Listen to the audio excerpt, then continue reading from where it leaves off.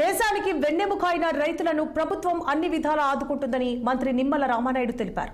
పశ్చిమ గోదావరి జిల్లా పాలకులులో ఆయన పర్యటించారు.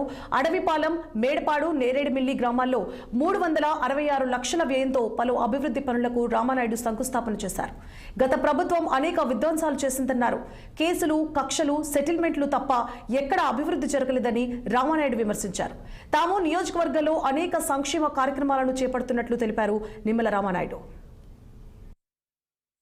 ఎలమెంచిలి మండలంలో 3,50,00,000 రూపాయలతో ఇవాళ పనులు, శంకుస్థాపన మరియు ప్రారంభోత్సవాలు చేసుకోవడం జరిగింది.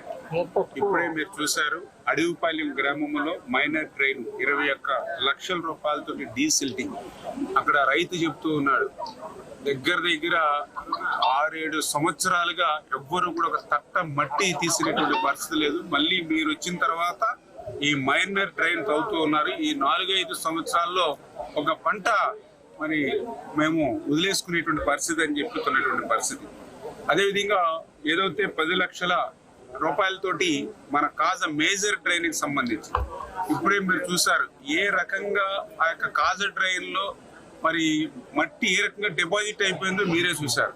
అంటే డ్రైన్ లో కూడా ఒక దీవిలాగా అక్కడ ఏర్పడినటువంటి పరిస్థితి. చొక్క నీరు కూడా కిందకి వెళ్ళడానికి వీలు లేకుండా అక్కడ పెద్ద దీవి కింద మరి